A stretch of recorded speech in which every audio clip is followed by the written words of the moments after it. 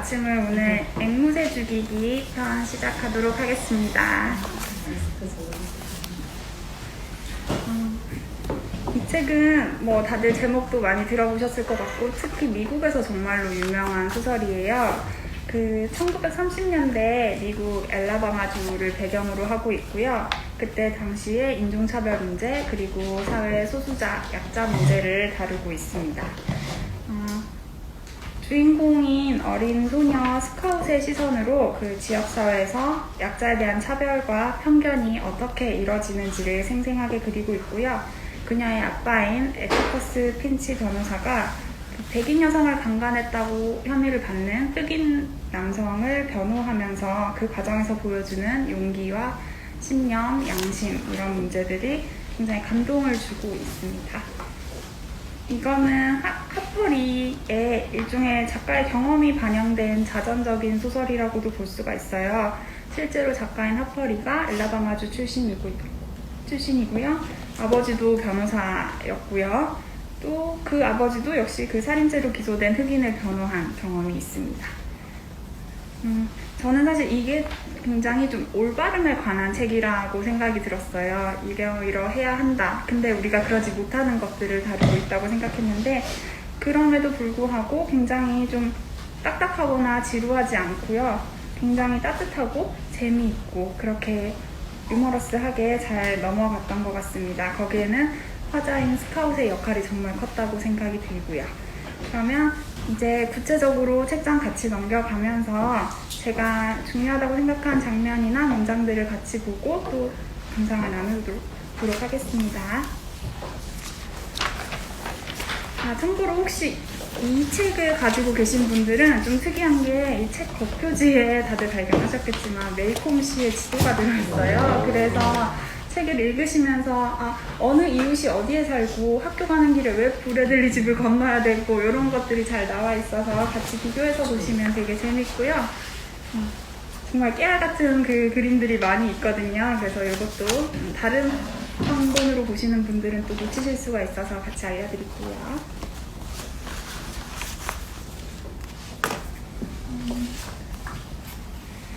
그러면 첫 장부터 시작을 하겠습니다. 이 책은 크게 1부와 2부로 나눠져 있고요. 1부는 주인공 스카웃이 6살일 때부터 해서 주로 배경 설명이 많이 되어 있고요. 1부에서 중요한 인물이라고 한다면 부 레들리가 될 것 같고요. 2부에서는 톰 로빈슨을 중심으로 이어지고 있습니다.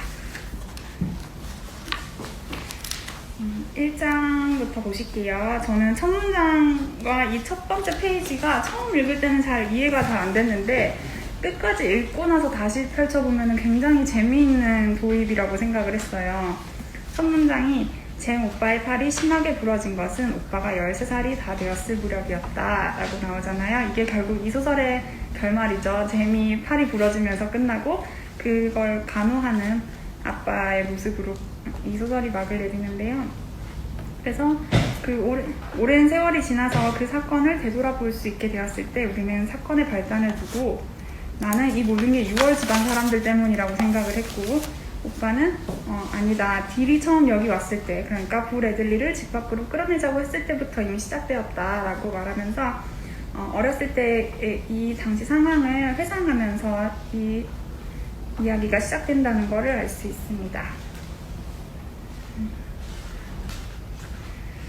그리고 앞부분에는 당연히 이 소설의 배경과 인물에 대한 정보들이 많이 나오는데요. 말씀드렸듯이 엘라바마주의 메이콤이라는 그 작고 오래된 마을을 배경으로 하고 있고 시기적으로는 그 1930년대 미국 대공황 시기를 그리고 있어요. 그리고 주요 인물로는 아까 주인공 화자인 스카웃과 그의 오빠인 잼 그리고 그의 아버지인 에티커스 핀치 변호사 그리고 이 마을에는 또 특이한 우리의 앵무새, 첫 번째 앵무새가 나오죠. 29페이지 정도 보시면은 부 레들리에 대한 이제 언급이 나오기 시작합니다. 이 메이콤 씨는 굉장히 작고 오래되고 이 특징이 서로 뒤에 그런 표현도 나오지만 이웃들의 목소리를 다 알 정도로 굉장히 개방되어 있는 사회예요. 서로 이웃 간의 교류도 많고요. 근데 한 집안인 레들리시 집안은 교회도 나가지 않고 서로 교류도 하지 않고 그 부인들끼리 커피도 마시지 않아서 굉장히 은둔 생활을 하고 있어요. 그래서 그 안에 내용을 봤더니 그 레들리시의 둘째 아들인 아서를 여기서는 계속 부 레들리라고 하는데 그 부가 영어로 야유하다라는 뜻이잖아요. 그래서 이 사람, 그 부 레들리라는 말 자체에 이 사람에 대한 그런 야유와 조롱, 편견 이런 것들을 다 담고 있는 이름이라고 볼 수 있을 것 같아요. 그 아서인 부 레들리는 청소년기에 그 비행을 좀 저지르다가 그 뒤로는 이제 집안에서만 갇혀 지내는 그런 인물로 나옵니다. 당연히 마을 아이들에게는 호기심의 대상이 되죠. 그 레들리 집안이. 그래서 온갖 막 소문도 막 퍼뜨리고 공포의 대상이 되기도 해서 그 집 앞을 지나갈 때는 막 뛰어다녀야만 하고요. 뭐 레들리 씨는 뭐 고양이와 날다람쥐를 뭐 먹고 늘 입에는 피를 붙이고 있다는 등 뭐 이런 소문도 나오게 됩니다. 그리고 그래서 아이들끼리는 놀이의 대상이 되어 레들리 집을 한번 손으로 터치만 하고 와도 뭐 내가 뭐 해줄게 하면서 이 잼 오빠랑 딜이 같이 노는 장면이 나오는데 36페이지고요. 그냥 왜 딜이 잼 오빠를 이제 도발을 하는 거죠. 겁나서 못 가는 거지? 막 이러니까 잼 오빠가 아니다, 갈 수 있다 해서 자신의 그 대담함과 용기를 증명하고자 겨우겨우 그 집을 손바닥으로 탁 때리고 나오는 그런 에피소드가 하나 나오고요. 여기 36페이지에 회색 유령이라는 책이 나오는데 잼 오빠가 그 가업을 수행하고 드디어 레들리 집안을 터치를 하고 나서 디한테 받은 책이 회색 유령이고요. 뭐 꼼꼼히 읽으신 분은 알겠지만 이 책을 마지막으로 읽는 게 또 엔딩이었죠. 그리고 스카웃은 학교에 들어가게 되고요. 또 중요한 이 마을의 집안이 6월 집안이에요. 스카웃이 처음에 학교를 갔는데 막 그 안온한 가정에서 처음 나와가지고 이제 새로운 친구들을 만나게 되는데 학급 친구 중에 버리스 6월이라는 아이가 있거든요. 58페이지고요. 이 친구는 특징이 이 6월 집안의 특징은 학교를 개학 첫날만 나오고 더 이상 학교를 나오지가 않는 거예요. 그리고 이제까지 내가 본 애들 중에 가장 지저분하기도 하고요.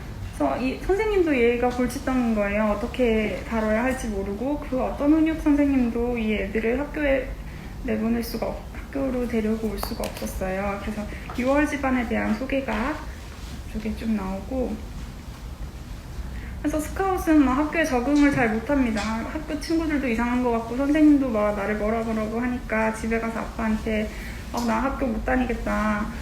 그러니까 드디어 그 핀치 변호사가 아주 이 책에서 가장 유명한 명대사라고 할 수 있는데 65페이지 위쪽이고요.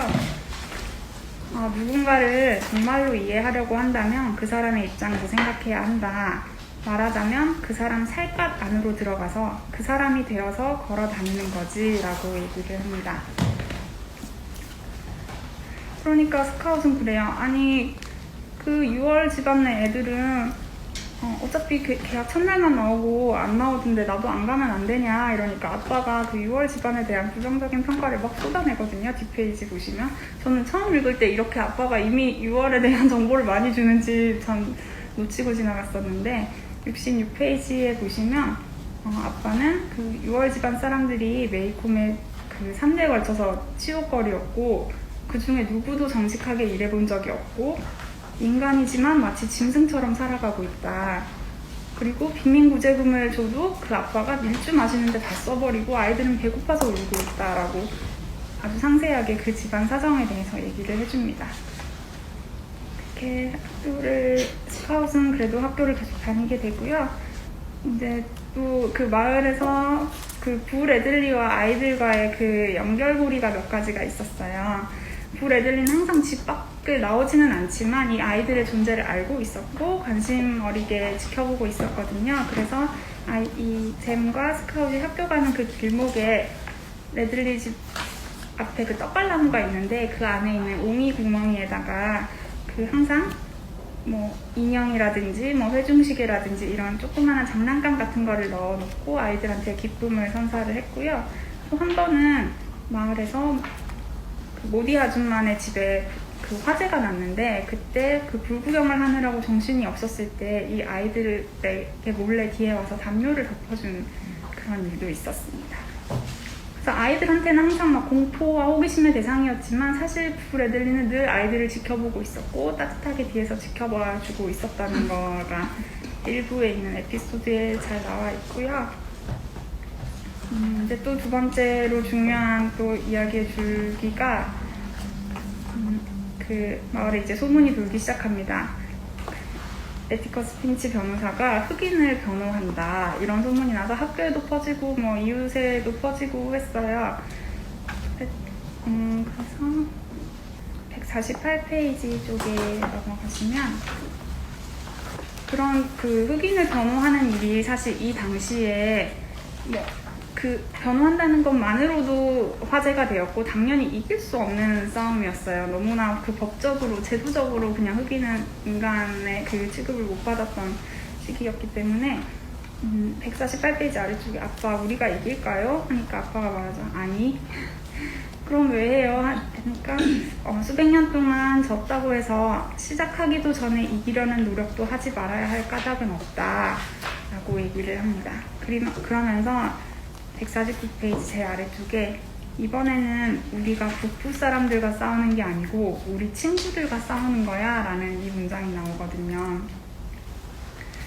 이게 정말 힘든 싸움이라는 걸 보여주는 저는 한 문장이었다고 생각을 해요. 아예 대놓고 서로 다른 그 신념과 제도와 규범을 가진 팀과 그렇게 적으로 싸우는 게 아니라 우리 이웃들 그리고 우리와 친한 친구들 사이에 그 마음속에 있는 그 감정과 그 편견과의 싸움이잖아요. 그래서 이거는 북부 사람들과의 싸움이 아니라 우리 친구들과 싸우는 거야. 그만큼 더 어렵다.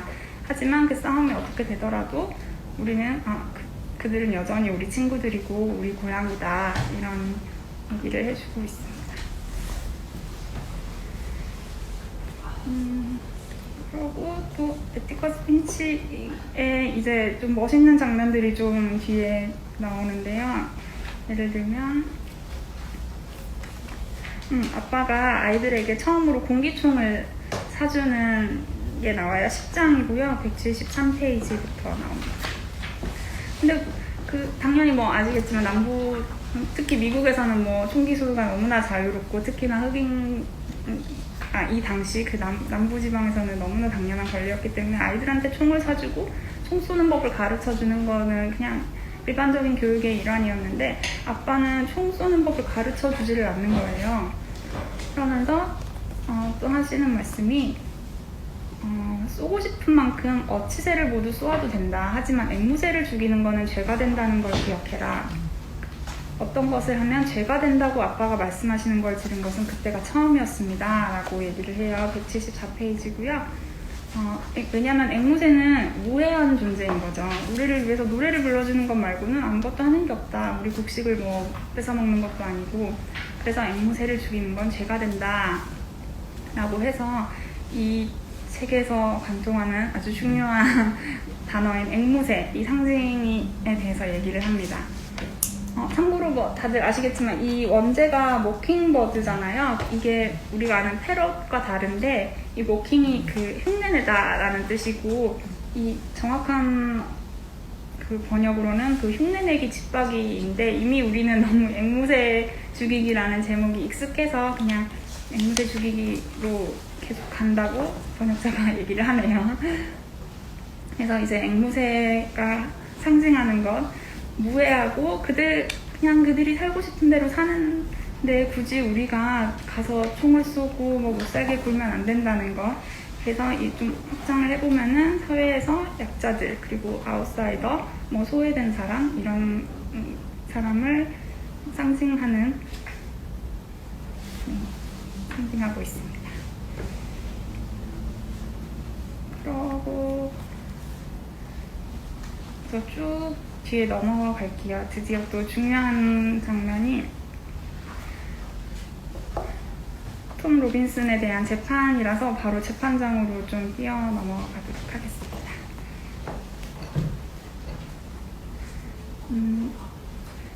톰 로빈슨은 어떤 백인 여성 메이엘라 유월이라는 여성을 강간했다는 혐의로 재판에 넘겨졌거든요. 그래서 그 재판이 열렸고 그 증인으로 지금 그 메이엘라의 아빠인 로버트 리 유월, 그러니까 밥 유월이라고도 나오는데요. 316쪽으로 넘어갈게요. 이 재판을 펼치면서 이 아빠가 했던 거는 그 얼마나 유월네 집안 사람들이 교육이나 위생이나 의료나 이런 것들에 대해서 자녀들을 학대하고 방치했는지, 그리고 궁극적으로는 톰 로빈슨은 절대 메이엘라를 강간하지 않았다는 거를 은연중에 지금 정황적으로 보여주려는 게 이 변호사의 목적이었어요. 그거를 한번 좀 따라가 볼게요. 316페이지 좀 보시면은 메이콘군의 6월 집안 사람들은 그 쓰레기장 뒤쪽에 한때는 흑인 오두막이었던 집에서 살고 있었습니다. 그리고 그 집안 사람들은 날마다 그 쓰레기장을 뒤져서 먹을 거나 뭐 각종 뭐 물건들을 찾았었고요.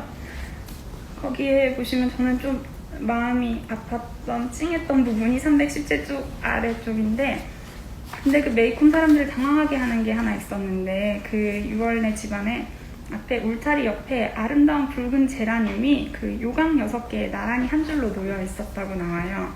근데 이걸 봤더니 사람들은 이게 메이엘라 6월의 것이라고 뒤에 하거든요. 나중에 뒤에 보시면은 메이엘라가 얼마나 외로운 존재인가가 또 잘 나오잖아요. 이 메이엘라는 친구도 없고 그랬는데 여기서 이렇게 자기만의 정원을 가꾸고 정성스럽게 가꾸고 있었다는 게 살짝 언급이 되고요.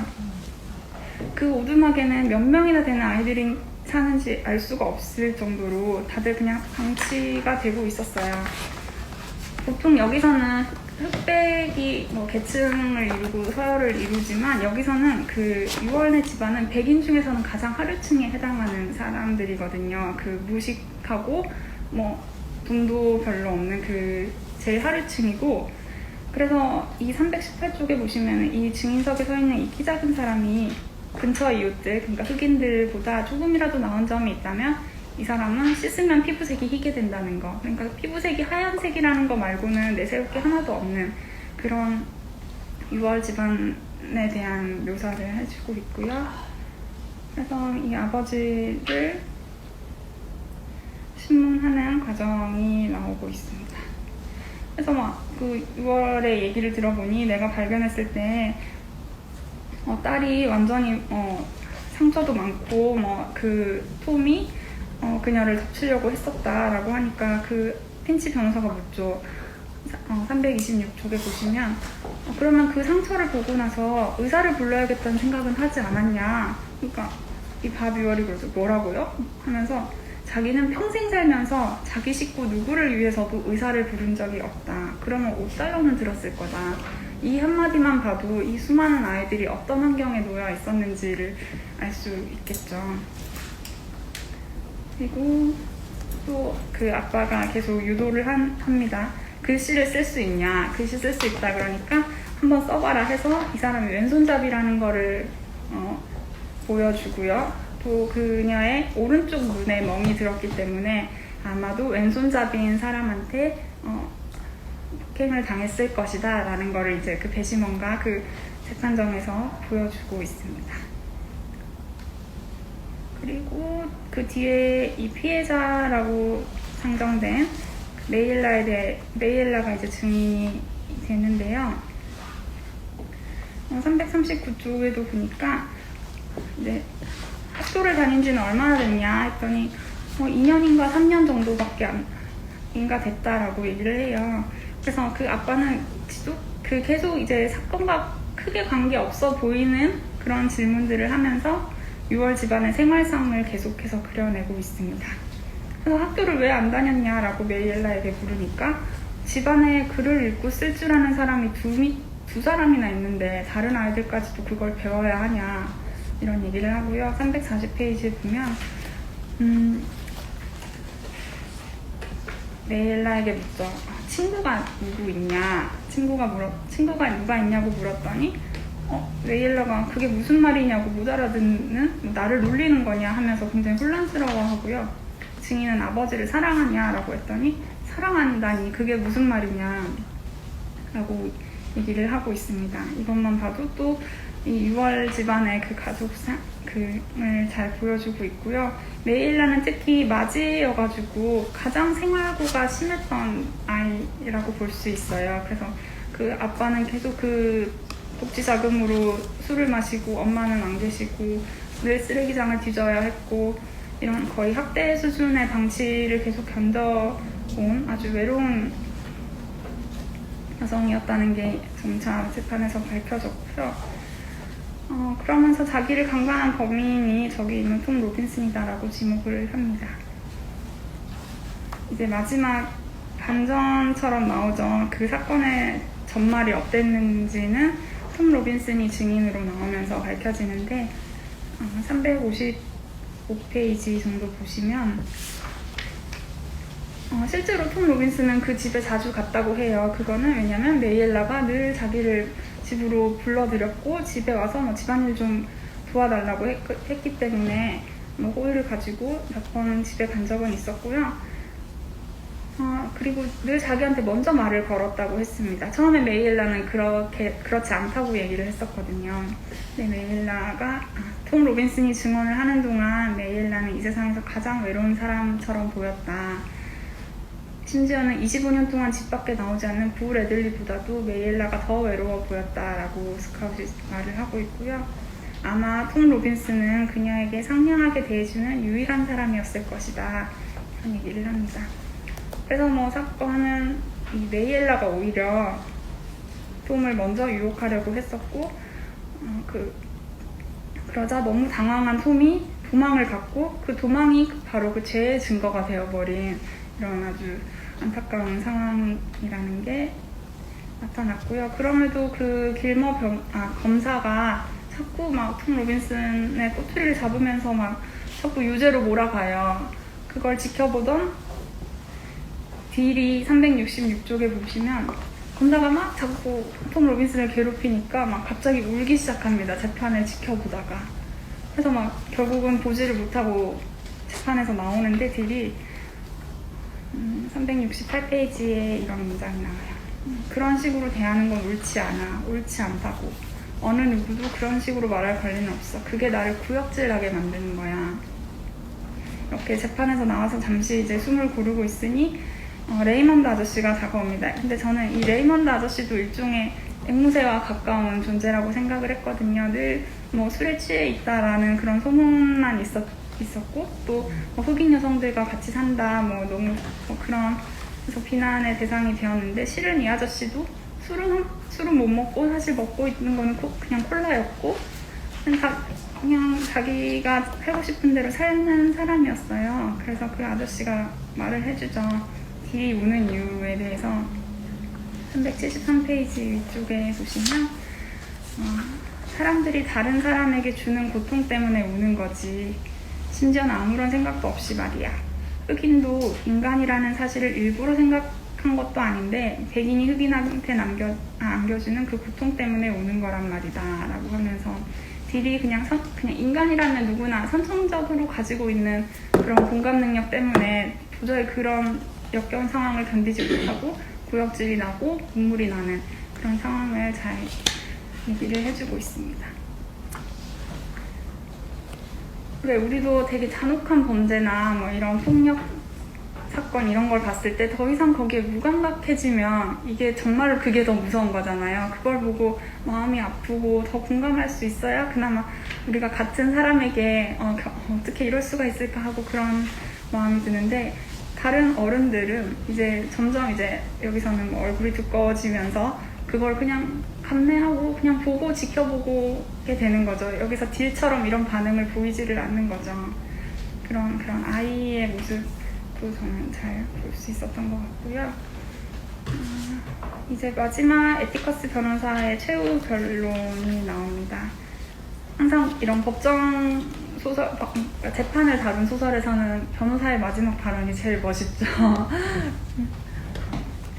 보면 뭐 376페이지부터 해서 쭉 나오는데, 메일라는 그냥 오래전부터 전해 내려온 우리 사회의 엄격한 규범을 깨뜨렸을 뿐이다. 그녀는 백인이었고 한 흑인을 유혹했다.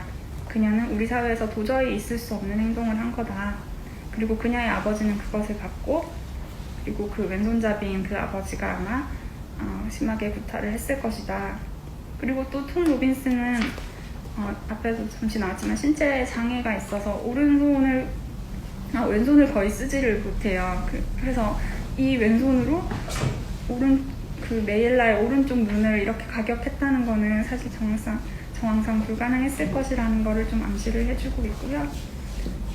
그러면서 378페이지 쪽에 보시면 어떤 흑인은 거짓말을 하고 어떤 흑인은 부도덕하며 또 어떤 흑인은 여자를 옆에 맡겨둘 수 없습니다. 하지만 그것은 인류 전체에 해당하는 진리이지 어느 특정한 인종에만 적용되는 진리는 아닙니다. 라고 하면서 이게 바로 우리 사회에서 어떤 편견이나 차별이 작동하게 되는 저는 원인이라고 생각을 했는데요. 어떤 한 개인의 특성을 그 사람이 속한 그 집단의 특성으로 우리가 치환을 해가지고 그 집단 전체를 차별하고 편견을 가지고 하잖아요. 뭐 예를 들어 저 사람은 어디 출신이라서 그래, 저 사람은 뭐 여성이라서 그래, 남성이라서 그래, 또는 뭐 이런 식으로 그 사람이 보여준 특성을 그 전체로 만들어서 그 집단 전체를 매도하는 그런 편견이 작동하는 구조를 저는 좀 잘 보여준 것 같아서 이 부분을 말씀드리고 싶었고요. 또 그러면서 뭐 인간의 평등 얘기도 나오는데, 물론 뭐 평등하게 창조되었다고는 말을 하지만 실제로는 평등하지 않다. 근데 단 하나 우리가 가지고 있는 제도에서 평등한 것이 있는데 그게 바로 사법제도다. 우리는 모두 법원 앞에서는 평등하다. 아인슈타인도 바보도 평등하고 거지도 록펠러도 평등하다라고 하면서 법 앞의 평등을 강조하고 있고요. 그러면서 이제 마지막 변론을 했지만 저는 이렇게 장엄하게 변론을 하는 걸 보면서 톰 로빈스 유죄 받겠구나 하는 걸 오히려 더 역설적으로 느끼게 됐습니다. 당연히 이 시대에서는 받아들이기 힘든 거기 때문에 톰은 유죄를 받게 됐고요. 다만 특이했던 거는 이 배심원들이 배심 결정을 하는데 3시간이나 넘게 걸렸어요. 밤늦게까지 고민을 거듭했다는 정황이 나오거든요.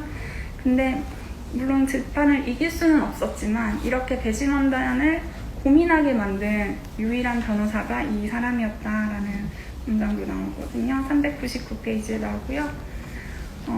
그는 그런 사람, 아이들이 막 하도 상심하고 막 실망을 하니까 옆에 모디 아줌마가 얘기를 해주죠. 위로를 하면서.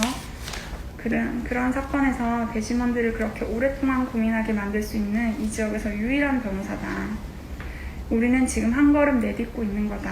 아기 걸음마 같은 것이지만 그래도 진일보임에는 틀림이 없다. 라고 얘기를 하면서 비록 톰 로빈슨이 졌지만 그래도 이 사건의 의미에 대해서 그래도 짚어주고 있는 장면입니다.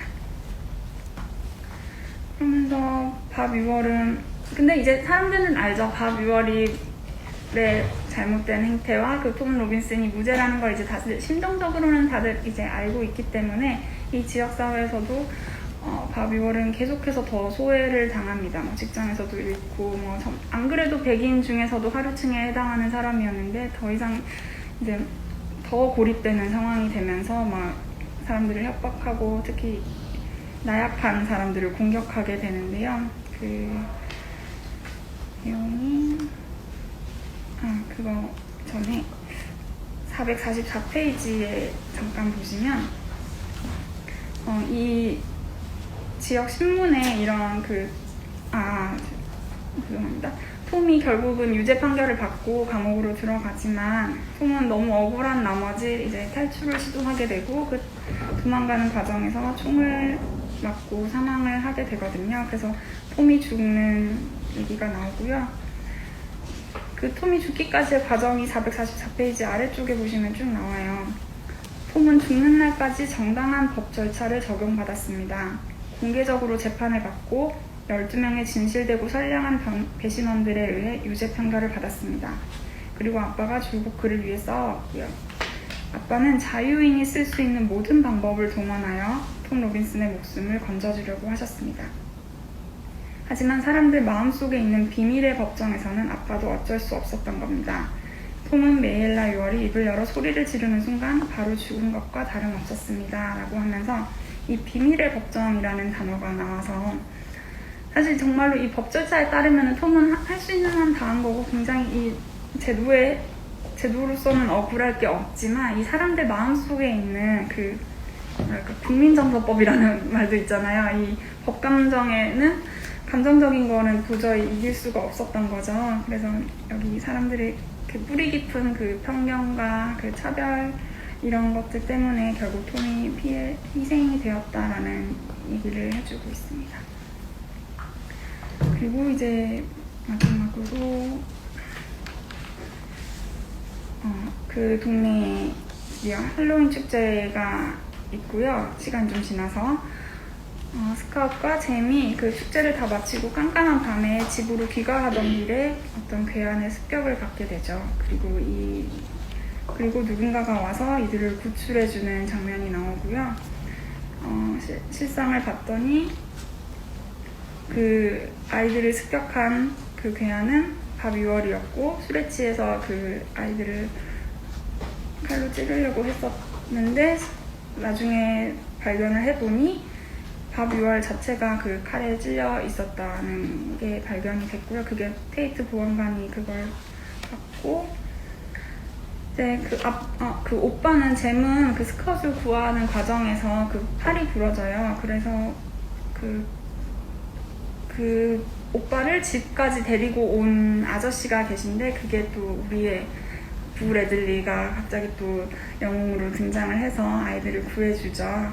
그래서 방 안에 이제 오빠는 누워서 이제 치료를 받고 이 스카웃은 이제 무슨 일이 있었는지를 아빠한테 얘기해주고 있는데 497페이지에 보시면 누가 6월 아저씨를 넘어뜨렸고 뭐 아무튼 우리를 데리고 왔다라고 하면서 그게 누구냐 했더니 저기 있는 저 아저씨예요. 저기 서 계신 분이요 하면서 드디어 스카웃이 부 레들리를 정식으로 대면하는 장면이 나오는데 저는 이 장면이 너무 좋았어요.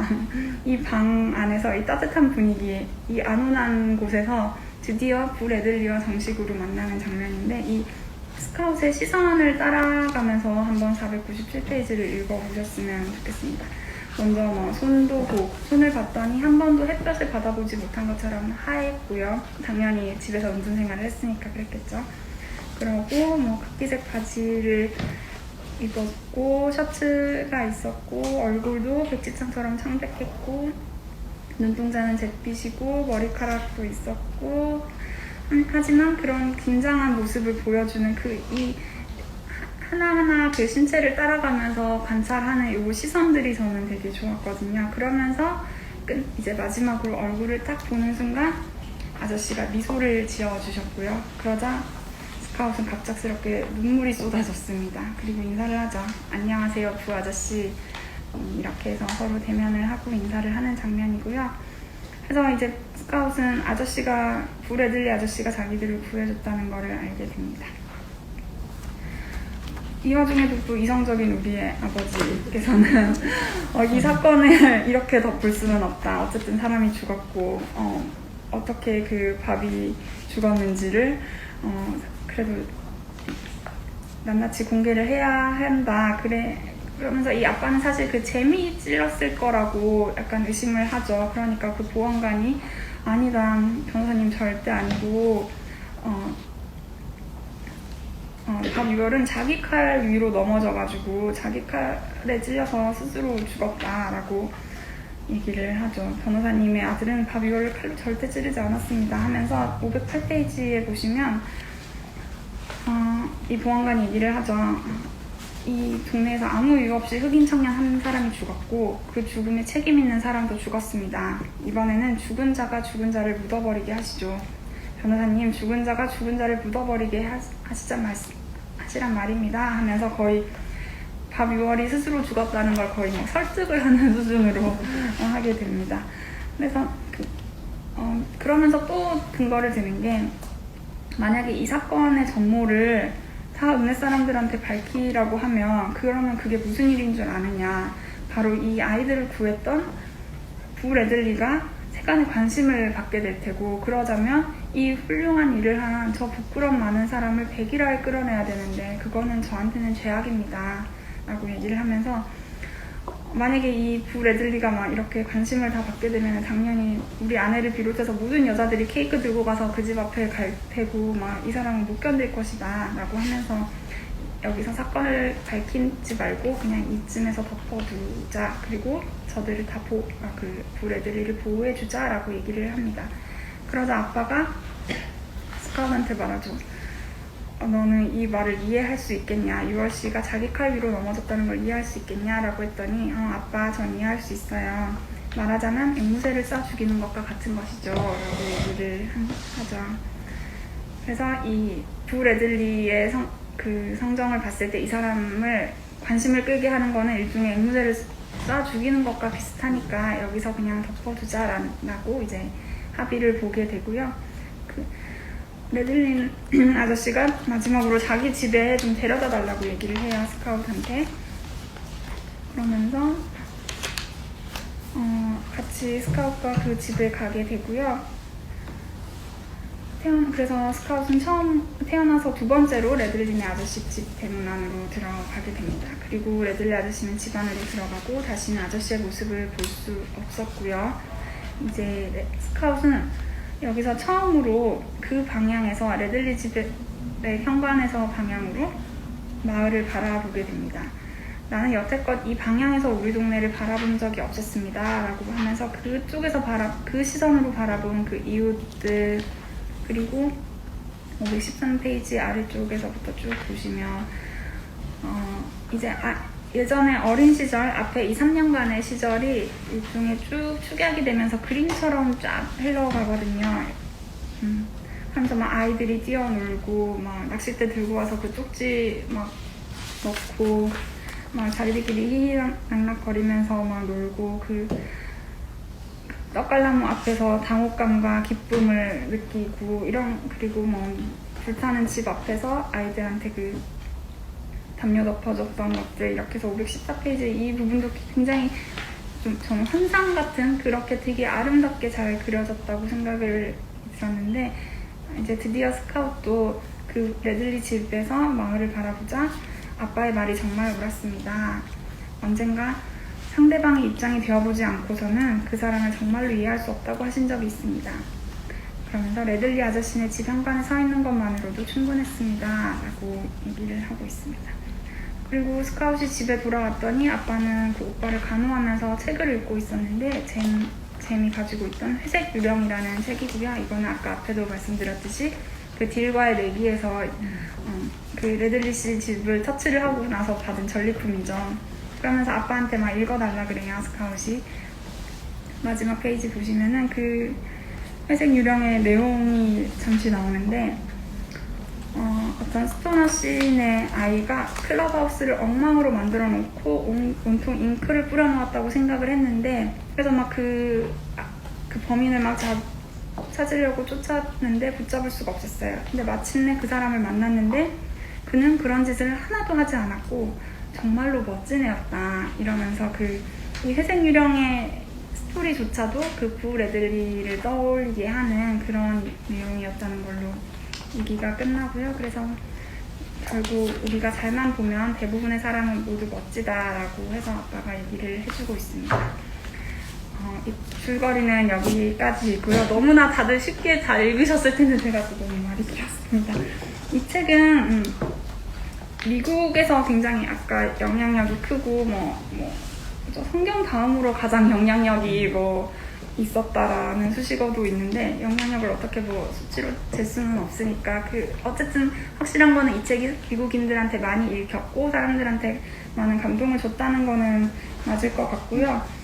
이게 1960년에 출간되자마자 바로 그 미국 전역에서 호평을 받고 다음 해에 바로 퓰리처상도 받았고요. 당연히 영화나 연극으로도 각색이 많이 되었습니다. 아시다시피 그 60년대 미국이 그 흑인 민권 운동이 가장 활발했던 있었던 시기였잖아요. 그때 이 책이 나왔으니 얼마나 센세이션이었겠어요. 그래서 저는 이 책 읽으면서 약간 오바마가 왠지 좋아할 것 같다라는 생각이 조금 들었는데, 아니나 다를까 오바마도 이 하퍼리의 이 앵무새 죽이기를 굉장히 극찬을 했고요. 찾아보니까 오바마의 퇴임 연설에서 이 책을 언급을 했더라고요. 그러면서 저도 영어가 짧아서 잘은 모르지만 어쨌든 그 오바마가 퇴임을 하면서 여전히 우리 사회에서 인종 문제는 아주 결정적인 그 힘을 발휘하고 있다라고 얘기를 하고요. 그러면서 우리의 그 위대한 캐릭터인 에티커스 핀치도 이렇게 얘기를 했다. 상대방을 온전히 이해하려면 그 사람이 되어야 한다라고 하면서 이 소설 속 문장을 그대로 인용을 해요. 그거를 이제 자기 마지막 퇴임 연설에서 얘기를 했었고요.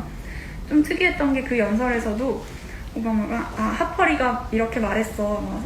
다른 사람을 이해하려면 이렇게 해야 된대 라고 하는 게 아니라 에티커스 핀치가 이렇게 얘기했어 라고 바로 얘기를 하더라고요. 그래서 전 그게 좀 굉장히 의아한 부분이었는데, 생각해보니까 어쨌든 미국인들이 이 책을 정말로 많이 읽었다면 이 책의 주인공인 에티커스 핀치라는 인물도 모두가 그냥 인종 문제에 관심 있는 사람이라면 누구나 아는 캐릭터였던 거죠. 그래서 굳이 하퍼리 앵무새 죽이기를 언급하지 않고 바로 그냥 에티커스 핀치도 이렇게 얘기를 했다라고 바로 언급을 할 정도로 일종의 굉장히 도덕적이고 용기 있고 신념이 있는 영웅의 그냥 하나의 상징으로 미국에서는 읽히는구나, 그렇게 생각을 했었고요. 또 이 책이 그렇게 또 많이 읽힐 수 있었던 게 그 시카고였나요? 여기서 그 한 도시 한 책이라는 캠페인을 열었어요. 그 원시티 원북 캠페인인데 예상이 되죠. 독서 토론을 장려하고 공동체 의식을 높이기 위해서 도서관 위주로 시행한 그런 캠페인인데, 거기서 지역별로 많이들 시행을 했는데 특히 이 앵무새 죽이기가 가장 선정이 많이 되었다고 합니다. 그래서 물론 교육적이고 교훈적이고 도덕적인 것도 있고 또 굉장히 많은 토론을 유도할 수 있는 책이어가지고 가장 많이 선정이 되어서 미국인들이 정말 많이 읽었다고 하고요. 이 책이 사실 하퍼리가 쓴 유일한 책인 줄 알았는데, 최근에 한 몇 년 전에 파수꾼이라는 책이 갑자기 발간이 된 거 혹시 아시나요? 읽으신 분도 계실 것 같기도 한데요. 그래서 하퍼리 하면 그냥 앵무새 죽이기 요 한 권으로 그냥 유명한 줄 알았는데 55년 만에 저자의 다른 책이 발견이 됐어요. 그래서 그 발견되자마자 출간이 됐고요. 파수꾼이라는 책은 실은 이 앵무새 죽이기보다 먼저 쓰였어요. 근데 그 내용은 이제 어른이 된 스카웃, 20대가 된 스카웃이 다시 고향인 메이콤으로 돌아와서 과거를 회상하는 내용이에요. 그래서 좀 비슷하기는 한데 평이 별로 안 좋더라고요. 이 앵무새 죽이기가 압도적으로 좋고, 특히 습작의 개념이었는지 첫 작품이어서 그랬는지 파수꾼에서는 또 그 핀치 변호사가 좀 왔다리 갔다리 하는 느낌이었어요. 거기서는 또 인종차별적인 발언도 하고 KKK에 가입도 되어 있고 이런 식이라서 저도 아직 읽어보진 않아서 평가를 내리긴 좀 그렇지만 혹시 읽으신 분이 계시면 나중에 좀 공유를 해주시면 감사하겠습니다. 얘기가 너무 길어서 죄송하고요. 이제 감상을 좀 나눠보는 시간을 갖도록 하겠습니다. 감사합니다.